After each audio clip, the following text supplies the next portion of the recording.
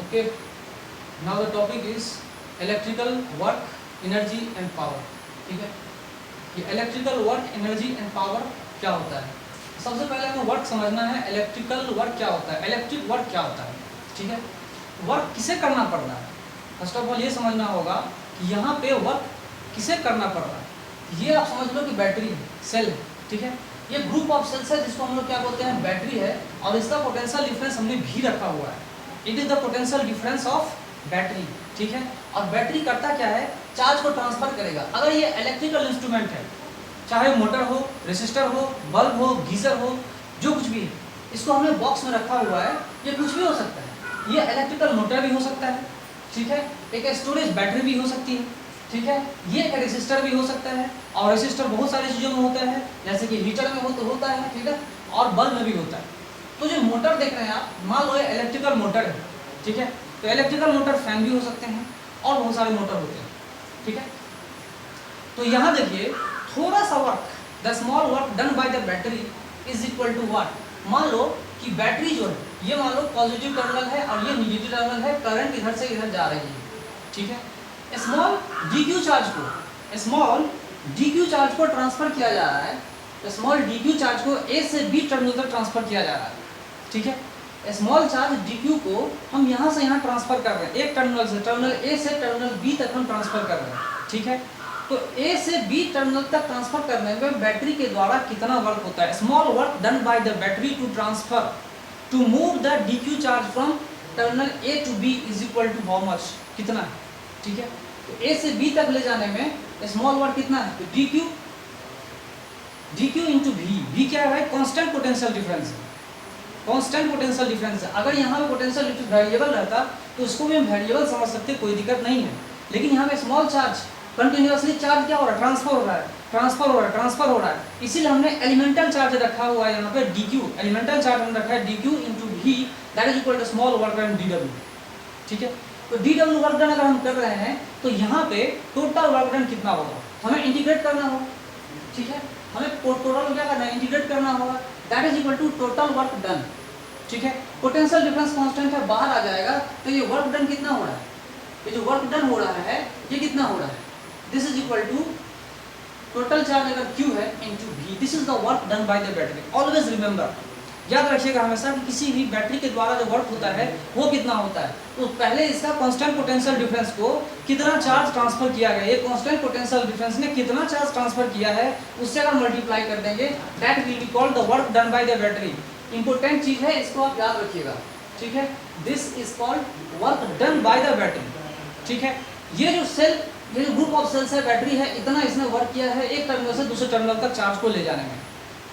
ठीक है, समझ में आ गया होगा। तो चलिए, वर्क समझ में आ गया आपको। एनर्जी के बारे में समझते हैं। जो ये वर्क कर रहा है, जो ये बैटरी वर्क कर रहा है, ये वर्क जो किया जा रहा है अब इसमें एनर्जी के फॉर्म में आ सकता है ना। मान लो ये इलेक्ट्रिक मोटर है। ठीक है, तो work done by battery will appear as mechanical energy. इसमें अब मैकेनिकल एनर्जी के फॉर्म में आ सकता है, आ जाएगा, क्योंकि एनर्जी यहाँ पे कंजर्वेशन हो रहा है। जो वर्क डन हो रहा है वो एनर्जी में तब्दील हो रहा है।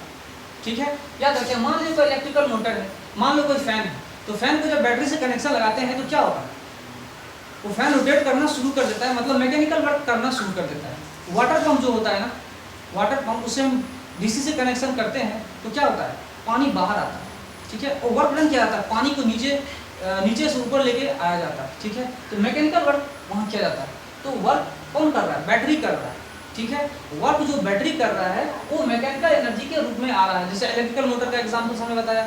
यहाँ देखिए फिर है स्टोरेज सेल। स्टोरेज सेल, मान लो यहाँ स्टोरेज सेल होता और इसकी पोटेंशियल डिफरेंस ज़्यादा होती है स्टोरेज सेल के पोटेंशियल डिफरेंस से, तो या मान लो अनचार्ज बैटरी को कोई चार्ज बैटरी चार्ज करे, या आपका अनचार्ज बैटरी है मोबाइल का और उसे आप पोटेंशियल कुछ बैटरी से चार्ज कर रहे हो, तो क्या होता है, जो आपका सेल है, सेल के अंदर क्या स्टोर होगा, सेल के अंदर केमिकल एनर्जी स्टोर होती है।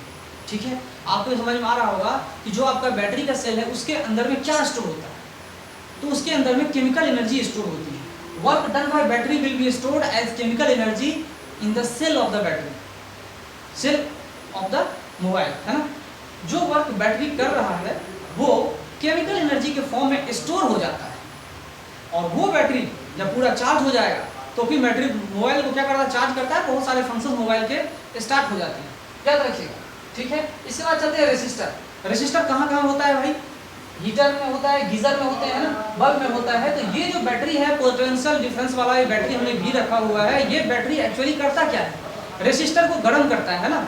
रेसिस्टर को गर्म कैसे करता है वो आप जानते होंगे कि इलेक्ट्रॉन्स को एसिलेट करता है। अप्लाइड इलेक्ट्रिक फील्ड क्या करता है, इलेक्ट्रॉन को एसिलेट करता है, और एसिलेशन से इलेक्ट्रॉन्स बार बार कोलिजन करते हैं, कोलाइड करके क्या क्या होता है वहाँ पे, कोलाइड करके इलेक्ट्रॉन्स एनर्जी लूज करता है, और थर्मल वाइब्रेशन से वो रेसिस्टर गर्म हो जाता है, ठीक है। तो ठंडे के समय में जो गीजर हम यूज करते हैं या बल्ब होता है, जो पहले फिलामेंट बल्ब पहले होते थे, वो क्या करते थे, हीट एनर्जी का यूज करता था, है ना, काफी हीट एनर्जी उससे निकलती थी, लाइट एनर्जी भी निकलता था, ठीक है। वो फिलामेंट बल्ब आ गया। आजकल का जो एलईडी बल्ब आ गया है ना, जो एलईडी बल्ब आ गया उतना ये क्या कर रहा है, एनर्जी को लॉस नहीं करता, ठीक है, लो वोल्टेज में ही काम करता है। और उन फिलामेंट बल्ब को जलाने के लिए हाई वोल्ट की जरूरत पड़ती थी, लेकिन आजकल के जो एलईडी बल्ब आ गए हैं उसको हाई वोल्टेज की जरूरत नहीं है, that can operate on the low voltage also, ठीक है।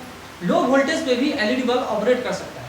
तो अगर लो वोल्टेज पे काम करेगा तो अच्छी बात है, लो वोल्टेज चाहिए, कंजप्शन कम है, कम पावर पे काम कर रहा है, और हमें क्या चाहिए, लाइट एनर्जी चाहिए, हीट एनर्जी नहीं हीट एनर्जी डिसिपेट नहीं हो रही है, तो एनर्जी क्या हो रहा है, कंजर्व हो रहा है, ठीक है। चलिए, तो यहाँ पे हीटर के बारे में मैंने बताया, हीटर है, बल्ब है, बहुत सारी चीजें हैं, ठीक है। तो एनर्जी ट्रांसफर होता है, एक एनर्जी दूसरे फॉर्म में ट्रांसफर होता है, और एनर्जी के बारे में मैंने आपको बताया होगा, या आप जान लो, energy is neither created not destroyed, it can be transferred from one form to another form.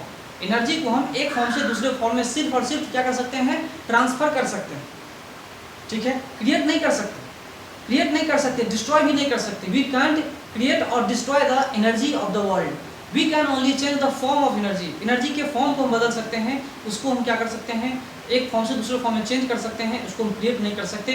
Create करेंगे तो एनर्जी ज़्यादा भी हो सकता है सिस्टम का, कम भी हो सकता है, ठीक है। पूरे यूनिवर्स का एनर्जी बढ़ भी सकता है, घट भी सकता है, लेकिन एक्चुअली ऐसा नहीं होता है। एनर्जी क्या होता है, कांस्टेंट होता है, ठीक है। चलिए आगे चलते हैं। पावर से रिलेटेड क्या होता है, पावर के बारे में आप अच्छे से जानते होंगे, मैकेनिक्स में भी आप जानते होंगे। Rate of doing work is called power. चाहे वर्क जो है, चाहे इलेक्ट्रिकल वर्क हो, मैकेनिकल वर्क हो, किसी तरह का वर्क हो, क्या कहते हैं, rate of doing work is called power, ठीक है। पावर किस रेट से काम किया जा रहा है, ठीक है। एक जवान आदमी है, बुढ़ा आदमी है, तो जवान आदमी तेजी से काम कर रहा है और बुढ़ा आदमी धीरे धीरे काम कर रहा है, तो बताइए कि पावर ज़्यादा किसका होगा, पावर ज़्यादा जवान का हुआ, है ना, यंग मैन का हुआ। सपोज दैट कोई मशीन है, कोई आदमी लगा हुआ है, एक मशीन 10 आदमी के बराबर काम कर रहा है, तेजी से काम कर रहा है, ठीक है। सुपर कंप्यूटर जिसको हम कहते हैं, मान लो सुपर कंप्यूटर है, तो बहुत सारे कंप्यूटर 100 कंप्यूटर के बराबर अगर वो कैलकुलेशन करता है, तो ज़्यादा पावरफुल कौन सा है, ज़्यादा पावरफुल सुपर कंप्यूटर होता है, ठीक है। दूसरे कंप्यूटर उसके आगे कुछ भी नहीं है, बहुत कम वर्क करते हैं।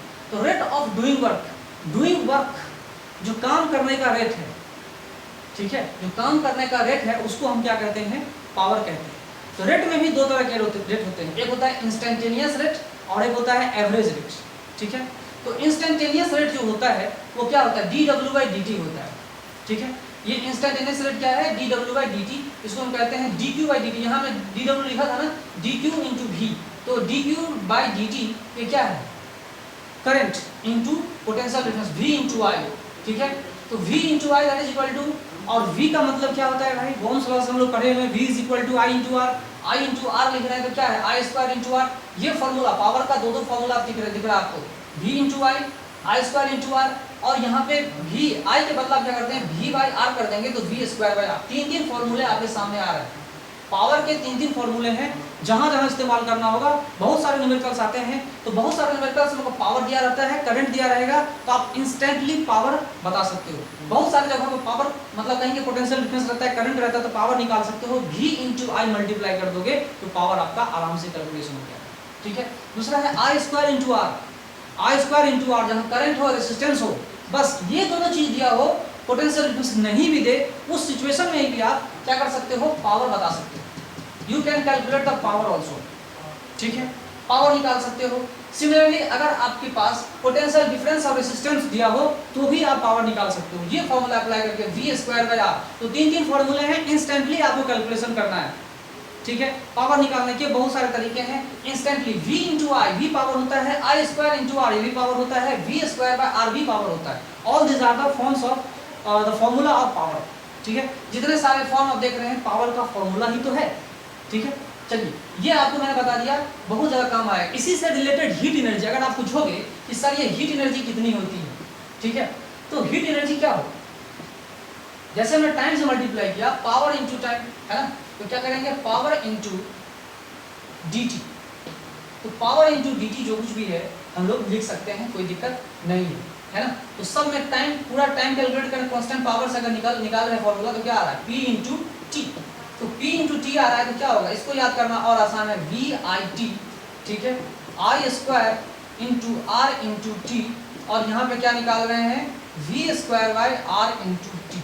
ठीक है, इस तरह से हम बहुत सारी चीज़ों को समझ सकते हैं। ये हीट एनर्जी निकालने का फॉर्मूला है। यहाँ आप देख लो कि हीट एनर्जी हमने निकाला यहाँ पर P इंटू टी, VIT याद रखना होगा, Vellore institute of technology, VIT याद रहेगा, I square into R into T, V square by R into T. कितने टाइम के लिए पावर कंजम्पशन, कितने टाइम के लिए हो रहा है, वो हम लोग हीट एनर्जी पता कर सकते हैं। VIT I square into I square R T, V square by R T. ठीक है, इस तरह से आप चीज़ों को देख सकते हैं, कोई दिक्कत नहीं। तो ये मैंने आपको बताया, heat energy dissipated, heat energy lost, heat energy gain, work done, बहुत सारी चीज़ें ये बता सकता है आपको, क्योंकि वर्क ही तो हीट में कन्वर्ट हो रहा है। ठीक है, वर्क ही हीट एनर्जी में कन्वर्ट हो रहा है, तो इसको वर्क भी कह सकते हो, हीट भी कह सकते हो, है ना। चलिए, ये सब चीज़ें मैंने आपको बता दिया, बहुत सारे न्यूमेरिकल्स में आपको काम आएगा। चलिए आगे चलते हैं। अब देखिए, बहुत सारे न्यूमेरिकल्स ऐसे रहते हैं जो आपके इलेक्ट्रिकल अप्लायंस के ऊपर में आप देखते होंगे, मार्केट में जो फिलामेंट बल्ब आते थे, क्या बहुत सारी चीज़ें आती हैं मार्केट में, अभी भी बहुत सारे मोटर ऐसे होते हैं जिस पे लिखा रहता है टॉर्क, मोटर पे टॉर्क लिखा रहता है। तो जो भी रोटेटिंग पहिया को रोटेट करता है, जो मोटर है ना, जो मोटर पहिया को रोटेट करता है, वहाँ पर टॉर्क लिखा रहता है। तो मैक्सिमम टॉर्क लिखा रहता है, कितना रोटेटिंग इफेक्ट कितना है उस पहिए का, उस मोटर का रोटेटिंग इफेक्ट कितना है, वो टॉर्क लिखा रहता है, स्पेसिफाइड रहता है उस अप्लायंस के ऊपर। सिमिलरली अगर कोई इलेक्ट्रिकल अप्लायंस आपको दिख रहा है, चाहे वो बल्ब हो, हीटर हो, गीजर हो, है ना, फैन हो, कुछ भी हो, तो उसका रेसिस्टेंस हमें फाइंड करना है, मान लो। ठीक है, हमें क्या फाइंड करना है, मान लो उसका रेसिस्टेंस फाइंड करना है। तो उसका रेसिस्टेंस फाइंड करने के लिए सबसे पहले हम लोग क्या सोचते हैं, सबसे पहले हम लोग क्या सोचते हैं कि रेसिस्टेंस का फॉर्मूला आपको पता है ना, क्या होता है रेसिस्टेंस का formula, potential difference by current, potential difference by current. ठीक है, और उस गिवन अप्लायंस के ऊपर एक चीज लिखा रहता है जिसको हम लोग बोलते हैं स्पेसिफाइड वोल्टेज। स्पेसिफाइड वोल्टेज का मतलब होता है कि वो अप्लायंस कितना वोल्टेज पे ऑपरेट कर रहा है। ठीक है, कम से कम कितना वोल्टेज पे वो काम कर सकता है। अप्लाइड स्पेसिफाइड, तो अप्लायंस पे लिखा रहता है VS बाय करंट, कितना करंट जा रहा है वो रेसिस्टेंस आप निकाल सकते हो। करंट में भी ये करंट कितना है, maximum permissible current, maximum permissible current वो अप्लायंस कितना बर्दाश्त कर सकता है, ये आप देख सकते हो यहाँ पे। ठीक है, तो VS बाय IS लिख सकते हो। IS का मतलब IS का मतलब Imax, है ना, कितना मैक्सिमम करंट ये बर्दाश्त कर सकता है। ठीक है, कितना मैक्सिमम करंट ये बर्दाश्त कर सकता है, इसको भी आप लोग देख सकते हो, कोई दिक्कत नहीं है। VS, यहाँ पे देखिए VS, ये जो IS है, ये IS को हम क्या लिख सकते हैं, मैक्सिमम करंट कितना अप्लाइड, कितना बर्दाश्त कर सकता है वो आप देखिए, वाटेज मतलब पावर, कितना पावर बर्दाश्त कर सकता है। करंट को भी अगर स्पेसिफाइड करंट फाइंड करना चाहते हैं, उसको भी हम लोग कैसे फाइंड कर सकते हैं, ये जो पावर है स्पेसिफाइड पावर है, स्पेसिफाइड वाट है किसका, वो गिवन अप्लायंस का, चाहे वो बल्ब हो, गीजर हो, फैन हो, जो कुछ भी है, वाट डिवाइडेड बाय स्पेसिफाइड वोल्टेज। तो हम करंट स्पेसिफाइड यहाँ पे निकाल सकते हैं, कोई दिक्कत नहीं है। ये सब स्पेसिफाइड है, तो करंट भी भाई स्पेसिफाइड होगा। ठीक है, ये वोल्टेज भी स्पेसिफाइड है। तो इस तरह से हम लोग रेजिस्टेंस निकालते हैं, किसका भाई, तो गिवन अप्लायंस का। और वो दिया नहीं रहता है, बहुत सारे अप्लायंसेस के ऊपर रेजिस्टेंस नहीं दिया रहता है, लेकिन आपको स्पेसिफाइड वोल्टेज दिया रहेगा या स्पेसिफाइड करंट दिया रहेगा, तो भी आप रेजिस्टेंस निकाल सकते हो। दूसरा तरीका क्या है भाई, कि VS स्क्वायर बाय W, तो यहाँ पे स्पेसिफाइड वोल्टेज भी दिया हुआ है और स्पेसिफाइड वाट भी दिया हुआ है, दोनों का रेशियो अगर हम इस तरह से डिवाइड कर देंगे तो रेजिस्टेंस का वैल्यू हम निकाल सकते हैं, रेजिस्टर का रेजिस्टेंस भी वैल्यू निकाल सकते हैं, VS स्क्वायर बाय W। ठीक है, ये भी रेजिस्टेंस बता सकता है। वो भी बता सकता है, यही बता सकता है। अगर आप क्वेश्चन पूछे maximum permissible current in the appliance, ठीक है, तो आप निकाल सकते हो VS/IS, VS/W, ठीक है, VS/W इस तरह से भी हम लोग निकाल सकते हैं, कोई दिक्कत नहीं है। तो यहाँ पे क्या हो रहा है, यहाँ पे हमें इतना तो पता चल गया ना कि रेसिस्टेंस कितनी है। अगर रेसिस्टेंस कितना है तो एक्चुअल पावर कंजप्शन भी हम निकाल सकते हैं कि किसी भी इलेक्ट्रिकल अप्लायंस में हम ये क्यों पढ़ रहे हैं, for a given electrical appliance क्यों पढ़ रहे हैं भाई, क्या पढ़ने का जरूरत है। तो एक्चुअल पावर कंजम्पशन कितना हो रहा है, कोई भी इलेक्ट्रिकल अप्लायंस में एक्चुअल पावर कंजम्पशन कितना हो रहा है उसको कैलकुलेट करने के लिए, उसको जानने के लिए हम यहाँ पे रेसिस्टेंस की वैल्यू सबसे पहले फाइंड करना चाहेंगे। First of all, we will calculate, we will find the resistance of the given electrical appliance.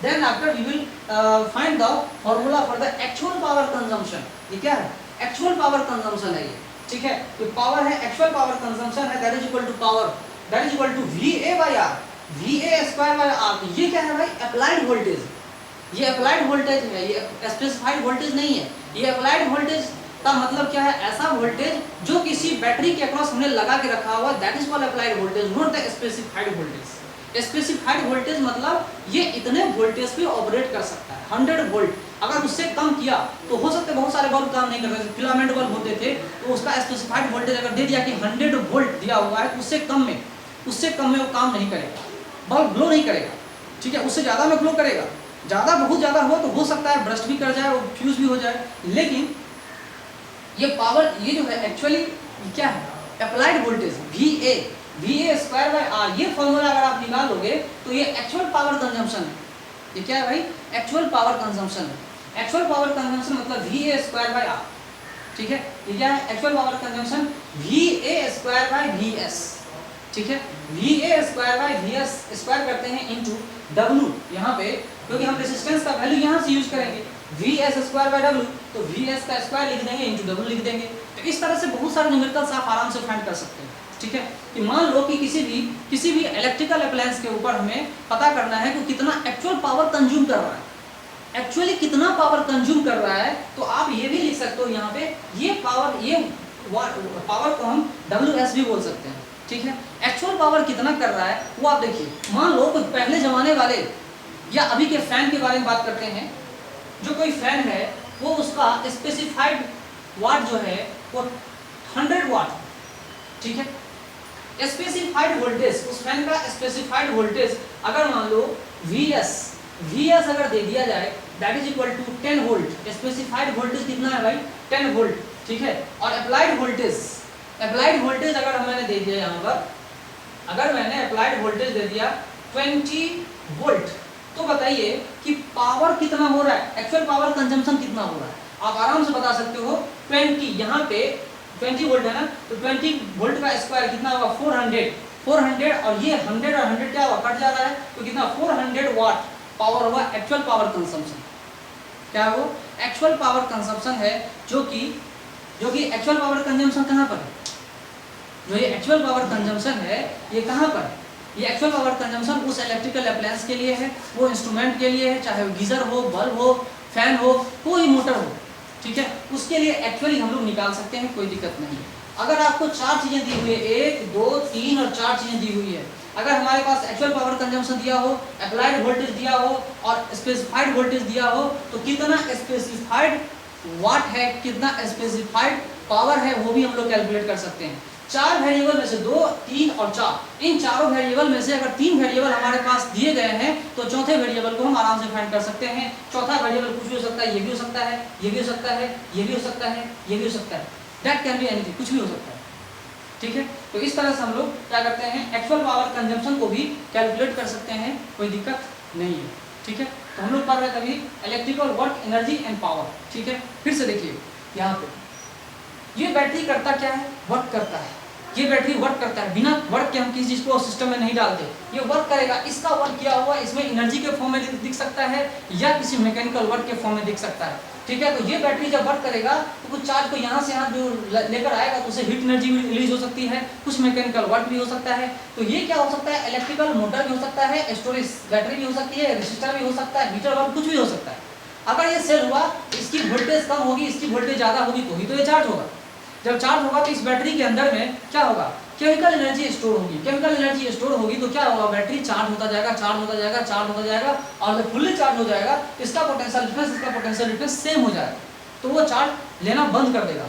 ठीक है, तो ये मैंने आपको बताया है बैटरी के बारे में, बैटरी क्या काम करता है, वर्क करता है, small work done by the battery. क्योंकि एक बैटरी के बारे में आप जानते होंगे उसका नोशन क्या है, ये कांस्टेंट पोटेंशियल डिफरेंस का सोर्स है।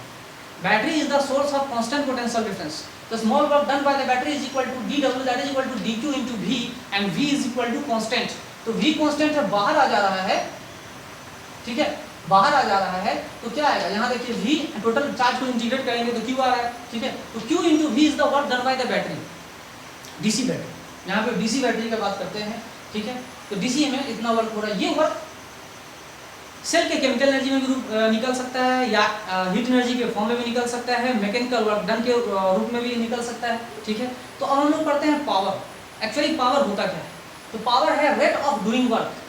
पावर क्या है, रेट ऑफ डूइंग वर्क, काम करने का रेट, काम करने का रेट। रेट मतलब क्या कि रेट हम लोग कैसे निकाला, विथ रेस्पेक्ट टू टाइम।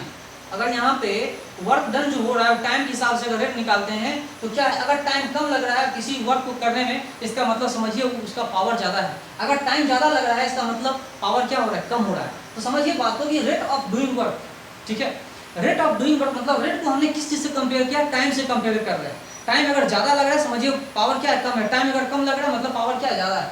ठीक है, तो पावर, टाइम अगर कम है तो पावर ज़्यादा, एक ही वर्क को करना पड़ रहा है, और टाइम अगर ज़्यादा लग रहा है तो पावर क्या है, कम है। बहुत सारे एग्जांपल्स मैंने बताए थे, यंग मैन और ओल्ड मैन के बारे में बताया था, है ना, मोटर के बारे में बताया था, सुपर कंप्यूटर्स के बारे में बताया था। ज़्यादा इफिशियंसी, ये पावर बताता है इफिशियंसी ऑफ द इंस्ट्रूमेंट। ये पावर क्या बताता है, it tells us the efficiency of the instrument. कोई भी इंस्ट्रूमेंट, कोई भी मशीन कितना इफिशियंट है, कितना तेजी से काम कर सकता है। लोगों के पास अब टाइम नहीं है, तो टाइम को बचाने के लिए कोई मशीन कितना तेजी से काम कर सकता है, that machine will be more efficient. ठीक है, आप स्टूडेंट का ही बात समझो कि एक स्टूडेंट